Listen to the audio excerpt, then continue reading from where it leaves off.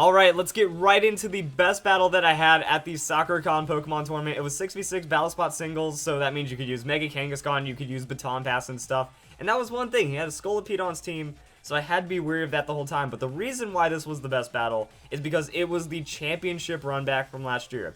I got second place, he got first, shenanigans happened, and this was more important. Even though we were fighting to get out of the losers bracket for like the third place kind of roundabout bracket run, whatever, I was in it to win it right here. So I was like, you know what, this is the most important battle. If I win this, I am going to feel good. So this was actually a really interesting first couple turns. Decided to not keep my Sableye in. I could have Mega Calm mine, eaten up and overheat. Didn't want to deal with that. Going to hit Powdon because it's going to be really safe regardless. Apparently Volt Switch, apparently Choice Item.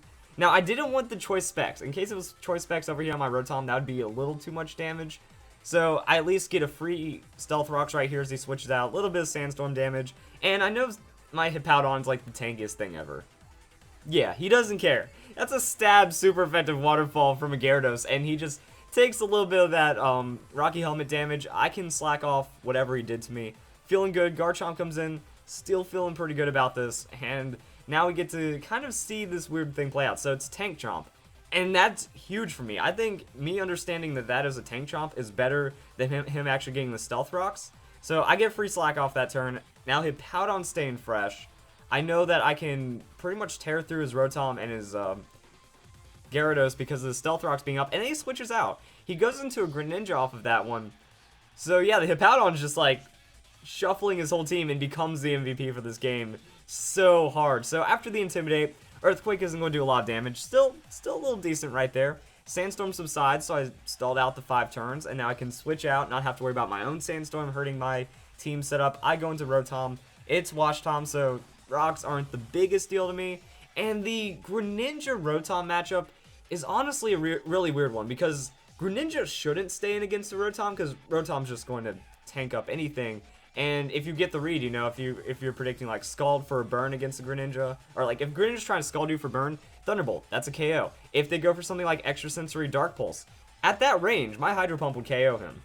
So I was hoping that he would kind of switch out and get some free damage, but he sticks to it, and it ends up working for him because the 10% chance to flinch me means I lose my Rotom. I do not get a chance on that Greninja, which is very, very unfortunate. So the Rotom goes down, and could have been a good player for this game. So now he's just taking a lot of damage right there, and I'm not really worried, you know. It's a Greninja, my Scarf Kiss deals with it, my Sableye deals with it, and it's Hydro Pump, so I don't have to worry about getting Scald burned on my Sableye. Still pretty solid. I'll take that trade, even though, you know, you can't do much about the flinch right there. Because now he goes into a Scolipede, and again, this is not Smogon rules, so it was Battle Spot 6v6, which means we're going to see Greninja's potentially Aegislash. I got over an Aegislash earlier in the tournament, and this is where it starts getting weird, because I'm like, alright, Tank Scolipede shouldn't be faster than me, but if he's like offensive Scolipede, which has turned out what it was, you know, just straight up Poison Jab, huge damage on me, I'm like, wow, that's an interesting setup right there, because if he was like tankier, I would have been able to outspeed and then maybe get my flinch going in my favor, at least for one turn. Like, get some kind of Air Slash, do something with it. So now I bring in the Sableye, and here's actually where switching out Sableye earlier helps me out. You know, if Sableye was already Mega'd, there could be a real problem against the Scolipede, because it could have that substitute. It'd be able to set up a bit more against me, and then if it goes for a lot of Swords Dance while I'm still trying to chip away at it, it could get really bad. So I stay not Mega. I'm like, you know what? I need the priority as long as possible. He has Poison Jab, so I'm not worried about him using Toxic on me. There's like no stall here. So he's going as many pluses as possible. He's burned, and I'm just feeling like, alright, this is my chance to Snarl. Free damage on if something comes in, or if I can just chip something away. Now he doesn't have any special attackers to go into, so the Snarl doesn't really hurt right there. So the Swords Dance, and this is where I'm like, alright, he's got it. He has to Baton Pass at this turn. It was my prediction. So there's the Baton Pass, and I'm like, alright, if I get my Will-O-Wisp, that leaves me open with a lot of options. And I don't remember if I go for Will-O-Wisp here. I feel like I do, because if I do, I'm like the greatest player ever, right? Right? Oh no, I went for the Snarl. Never mind. I guess I was also playing it safe just in case, because I didn't Mega. That was one of the big things. If I don't Mega, then I can Mega Evolve this turn, still get my Will-O-Wisp off, and it's effectively the same thing. So a little damage on Garchomp, you know. I don't remember. I did a lot of battles, and this was a while ago. So that's the Will-O-Wisp right there, and it doesn't miss. Like, if the Will-O-Wisp missed, game over right there. Just it would have been over because Garchomp would have had way too much damage. But even then, the Earthquake still hitting pretty well. Now, this is where I took the, like, this was rough because Sableye can tank up his whole team and do really well. But I decided to stay in against the Garchomp and just deal with that damage roll.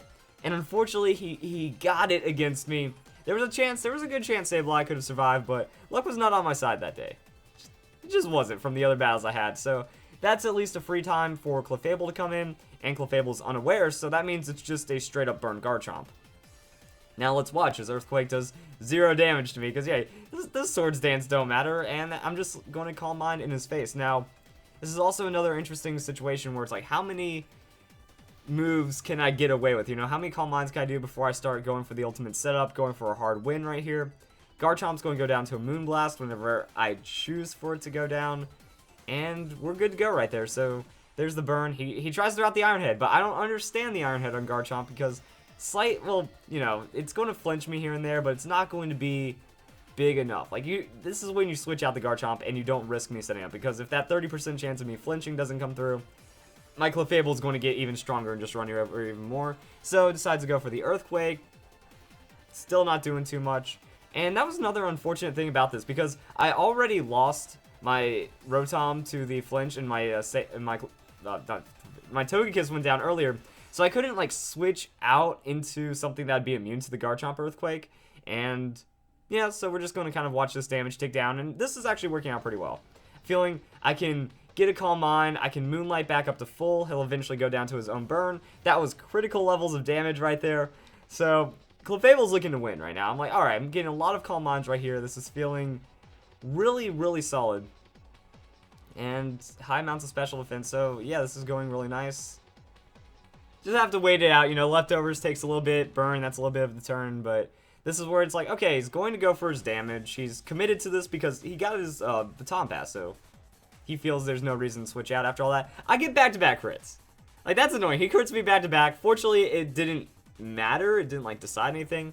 But I can get my Moonlight going for me, and that's going to bring me back up to full as the tourney goes down. So now I have a fresh +3 Clefable, and I'm feeling like I can win this one.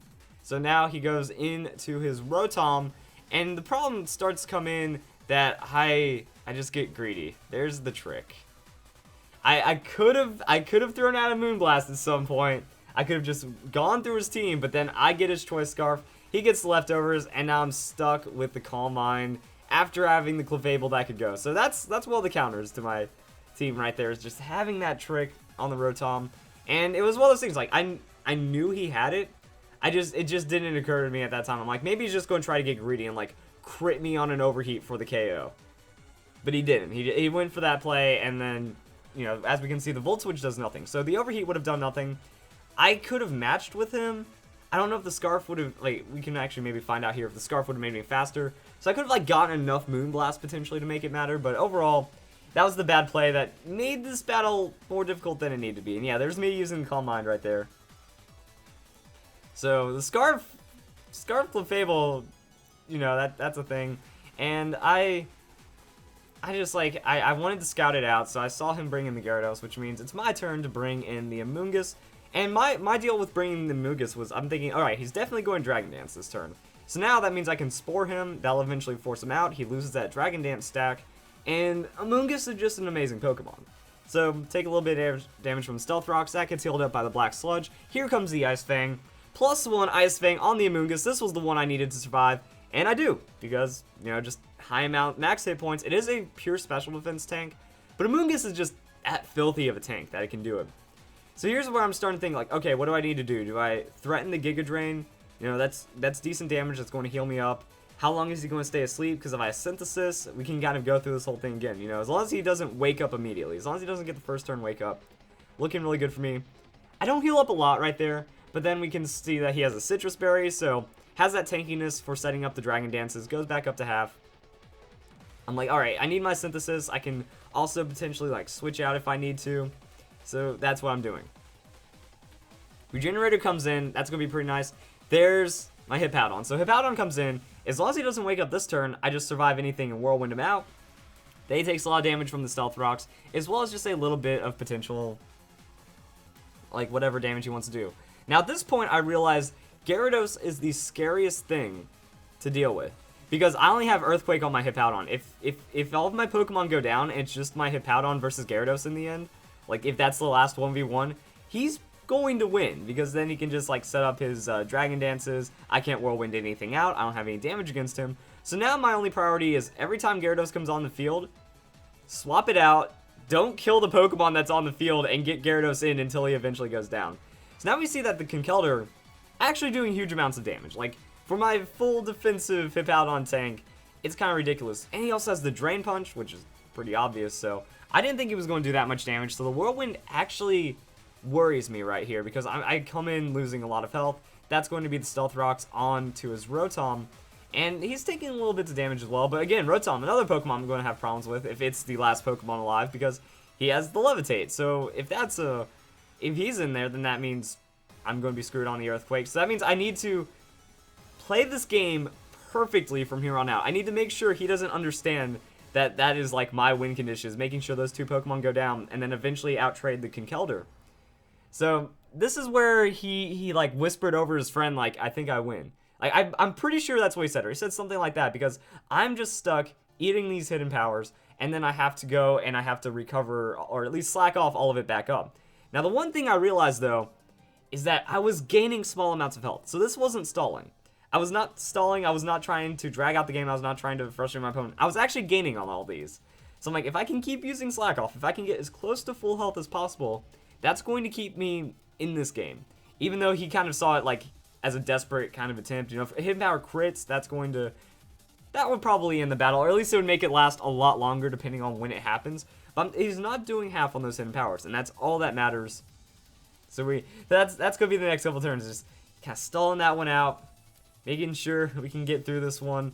And I probably should have sped up the video, but we have it to where I'm switching out now. So I got to where I think I was in a healthy place, and then I go and I bring in my Clefable, because it's like, okay, Clefable, even though he's Scarfed, he can get some kind of damage out there. There's the Hidden Power, and since he has Speed Investment, he's actually going to be faster, which is kind of ridiculous. Or wait, no, that was on the Switch. Never mind. The battle's going on for pretty long right here, so now we're going to see that there's his Overheat. Here's the Overheat I was worrying about pretty much the entire time, and we can see that the damage right there, it's just going to be enough to take me out from half. Understandable, his special attack goes down, so that means I know he's going to be switching out at some point, but this is also going to be a very safe time for me to bring in my Amoonguss and start dealing with the rest of his team. It's kind of crazy like that. So now I'm down to Amoonguss and Hippowdon. Hippowdon has Sustain, Amoonguss has the Regenerator. I need to make that one work out. So whatever, switch, Volt Switch. He goes for his own thing right here. And this is where I was understanding, like, okay, if he goes for his Overheat, he's at -2. It's not going to be doing too much damage. And he ends up going into his Gyarados because he's feeling that if Gyarados wakes up, he gets the Dragon Dance in his favor, and then things are going to work out pretty well. So Intimidate's not going to matter. And then I get my Synthesis. I'm like, if I'm at full health, he can do whatever he wants. We already saw that I'm super tanky. So I wanted to make sure, you know, I was full health against Rotom if he decided to not switch out. I was full health against whatever came in. What he wanted to do. He is going to wake up. He is going to get the Ice Fang on me. He's hoping for a flinch. He's hoping for a freeze. Something silly right there. And I get my Sludge Bomb. So this is all that mattered, you know. Gyarados was asleep for the right amount of time, and Gyarados goes down. Rotom starting to show it can still be a factor right here. I need to make sure Rotom is gone before anything happens, and he brings in the Rotom against my Amoonguss. But I'm like, hey, I'm a special defense tank. This is going to work. So he goes for the Hidden Power, and with that Hidden Power, you can see, don't take enough. Now, I feel like the Overheat could have finished me right there for sure, but I'm wondering if he was like understanding what was happening, because say he goes for Overheat, Hippowdon comes in, now his Hidden Power doesn't do anything, I'm able to like sustain back up, and then I can start doing the Whirlwind. I just Whirlwind out his entire team. Eventually Rotom goes down to Stealth Rocks potentially, and then, you know, that could still be pretty bad for him. So he falls asleep to the Spore, and that's what I need. Synthesis back up super high, uses these turns to knock him out with the Sludge Bomb, and because it's a not tanky Rotom, you know, we can see that because I had the Choice Scarf, modest special attack, speed investment, that Sludge Bomb actually did a really nice hit right there. And then he goes into Conkeldurr, and now this is like one of the, where it just kind of starts boiling down. So Earthquake on the Conkeldurr against my Amoonguss, even though it's the neutral damage, still enough to knock me out. That Guts is just nasty right there. And then he takes a little bit of burn damage. So this is where we get into the ultimate showdown. Somehow, well actually no, not somehow, Conkeldur's a very slow Pokemon. So I bring up my Sandstream. He's going to be taking burn damage, Rocky Helmet damage, and sand damage every turn. So I didn't realize I was faster at this point. So Drain Punch crits me for half-ish. But now I'm in a really good situation because I can attack before he gets anything off, and I can heal before he gets anything off. That crit kind of mattered. Like, the crit felt like it mattered because it just means that he's healing more than he should. So it's going to make the game last longer. As we can see, you know, there's the Rocky Helmet, there's the Sandstorm, there's the Burn, and he ends up losing more health than he's gaining from the Drain Punch.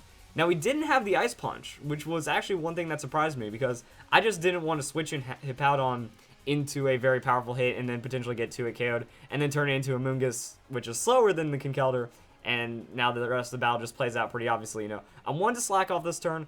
I wanted to make sure that my Earthquake would finish him off, but there's the crit right there, so now he heals up a huge amount of health back. So that crit right there buys him an extra turn, and I'm just like hoping that we can get enough. He Mach Punches, and then the game is over from there. Even the Mach Punch crit would have mattered. Rocky Helmet finishes. I went for the Earthquake. So that is going to be the end of a crazy...